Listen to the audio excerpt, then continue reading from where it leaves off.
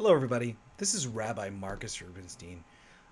I was able to give a sermon this week at Temple of Aaron talking about the idea that as individuals, we always need to fight for what's right. We have to have strong minds to be able to understand when someone might be lying, there might be deceit in this world, and to fight for our rights, fight for the things that we need in this world, fight for those who are underprivileged or on the boundaries of society in whatever way, shape, or form. But on the other hand, we have to make sure that while we're doing this, that we treat the actual people in front of us with generosity, care, and love. You see, it's so easy when we are fighting all the time to just only become fighters and not to become people who love as well. And when we only fight and we don't remember to love the actual people standing in front of us, we start to forget what we're fighting for. And we actually become less effective fighters to actually make positive change within the world.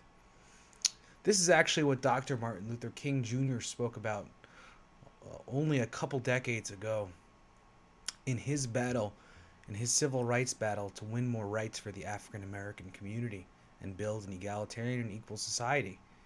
We still must walk in his footsteps to remember that we too, the battles in which we fight every day, should be fought while loving, with a tender heart, with calm. You see, this is exactly what Moses did on the verge of redeeming the Jewish people from Egypt. He certainly was not afraid to get in God's face and say, "Why haven't you redeemed the Jewish people faster?" You see, when God sent Moses to redeem the Jewish people, in the beginning, he actually made things a lot worse for the Jewish people. You see, Paro wasn't too happy to hear Moses say to him, "Let my people go." Instead, well, he didn't let the people go. And he also raised the amount of work the Jewish people had to do so that their cries were even stronger and louder. And Moses came to God and said to him, "What are you doing? Why would you possibly make me do this and make it worse for the people I love?" But of course, God began to get a little frustrated with Moses, saying to him, "How could he possibly say that I don't have the power to free the Jewish people? Doesn't Moses know that this is part of the process?" But then God remembers, why is Moses actually frustrated? Why is he actually angry?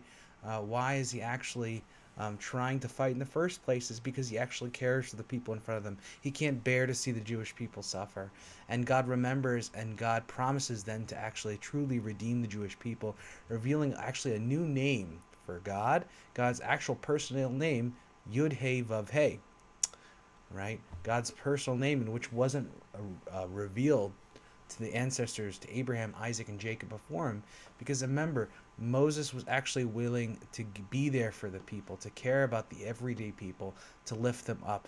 Not just fighting to free the Jewish people, but actually fighting to care for the Jewish people, each and every Jewish person who was there. And so too, each and every one of us have personal battles we're fighting all the time, or maybe even public battles, things we care about in the world.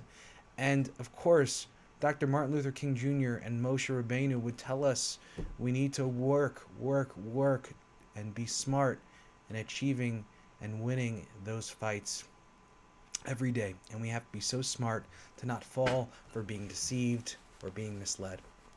But we can't ever forget to actually be kind to the people who are in front of us, to be loving, to be caring, right? And always remember where that fight comes from.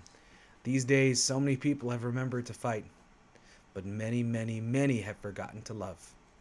And I beckoned our congregation this week in Parshat Vayera to love just a little bit more in this 2022. Don't stop fighting, but remember that always together, fighting should be with love. Thank you, everybody. And remember, you can listen to this whole sermon on our Tour from Temple of Aaron podcast, available through Apple iTunes or on Spotify or on Anchor. You could find them anywhere, and if you need help, please call the office and we can direct you. Thank you.